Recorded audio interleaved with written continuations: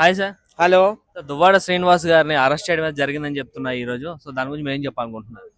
మరి అది ఆంధ్రప్రదేశా బీహారా నాకు అర్థం అవడం లేదు. బీహార్లో అందరూ గూండాలు ఉంటారు. ఆంధ్ర ప్రజలు చాలా మంచి వాళ్ళే కదా, విజ్ఞులే కదా. మరి ఎందుకు ఆంధ్ర గవర్నమెంట్ అట్లా చేసింది? దువ్వాడ శ్రీనివాస్ గారిని 7 days బ్యాక్ విచారణ కోసం పిలిచింది. ఎందుకంటే ఆయన అక్కడ ఒక మంత్రిని అలాగే పవన్ కళ్యాణ్ గారిని విమర్శించాడనే ఉద్దేశంతో తీసుకెళ్లారు, విచారణ జరిపించారు. విచారణ ఒక 1 hour 2 hours అయిపోవాలి.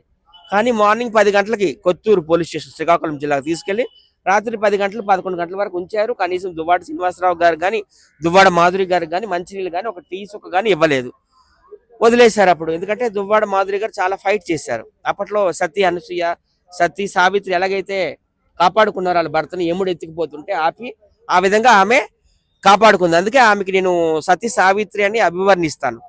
అక్కడతో కథ సుఖాంతం అయిపోయింది అని అనుకున్నాను నేను. ఎందుకు ప్రభుత్వాలు ప్రశ్నించకూడదా?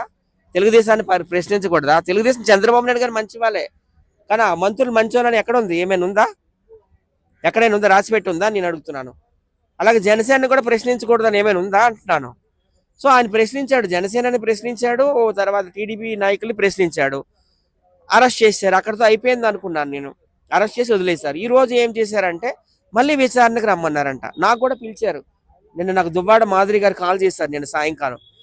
సత్య, నువ్వు శ్రీకాకుళం జిల్లా కొత్తూరు రావాలి, నీకు ఫ్లైట్ టికెట్ వేస్తాను అంటే, నాకు కొంచెం హెల్త్ బాగాలేదు, నేను రాలేను అని చెప్పాను.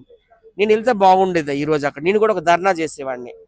అయితే ఈ రోజు ఇంటికాడేనంట, ఆయన బయలుదేరుతున్నారట స్టేషన్కి విచారణ కోసం అని.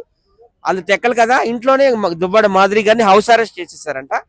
తర్వాత మళ్ళీ ఆయన్ని తీసుకెళ్లారంట విచారణ అని చెప్పి, మధ్యలో ఎక్కడో కిడ్నాప్ చేశారట. కనీసం ఆయన అరెస్ట్ చేసి ఏ పోలీస్ స్టేషన్లో పెట్టారో, టెక్కల్లో వేశారా, పలాసలో వేశారా, కొత్తూరులో వేశారా, శ్రీకాకుళంలో వేశారా, లేకపోతే విజయనగరంలో వేశారా, ఎక్కడ వేశారో కూడా తెలియడం లేదట. ఇప్పుడు కూడా మాట్లాడాను దువ్వాడ మాధురి గారితో. హౌస్ అరెస్ట్ ఆమె చేశారట. ఏంటి అసలు అది ఆంధ్ర గవర్నమెంటా లేకపోతే బీహార్ గవర్నమెంటా నేను అడుగుతున్నాను చంద్రబాబు నాయుడు గారికి. చాలా తప్పు కదండి. ఆయన ఒక ఎమ్మెల్సీ. ఏదైనా ఉంటే విచారణ ఉంటే అరెస్ట్ చేయాల్సిన అవసరం ఏంటి? కిడ్నాప్ చేయాల్సిన అవసరం ఏంటి? ఆయన ఏమైనా 1,00,000 కోట్లు స్కామ్ చేశారా, లేకపోతే ఒక 10 మందిని రేప్ చేశాడా, లేకపోతే ఒక 10 మందిని మర్డర్ చేశాడా? ఏం చేశాడని ఆయన అరెస్ట్ చేస్తారు మాట మాటకి? ఏంటి టార్చర్ అని నేను అడుగుతున్నాను.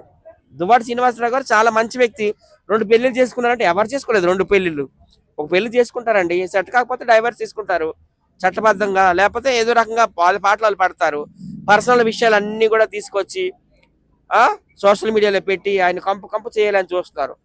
నిజంగా దువ్వాడ శ్రీనివాసరావు గారిని అందరూ కూడా అక్కడ ఫైర్ బ్రాండ్ అంటారు, దువ్వాడ మాధురి గారిని కూడా ఫైర్ బ్రాండ్ అంటారు. వాళ్ళిద్దరు మనసులు కలిసే ఒకటయ్యారు. మీకు వచ్చిన ఇబ్బంది ఏంటి అని నేను అడుగుతున్నాను. నేను తక్షణమే దువ్వాడ శ్రీనివాస్ గారిని రిలీజ్ చేయాలని నేనైతే ఆంధ్ర గవర్నమెంట్ని, చంద్రబాబు నాయుడు గారిని, పవన్ కళ్యాణ్ గారిని డిమాండ్ చేస్తున్నాను, నరేంద్ర మోడీ గారిని కూడాను. We're all with you Duvvada Srinivasarao గారు అండ్ దువ్వాడ మాధురి గారు. Thank you.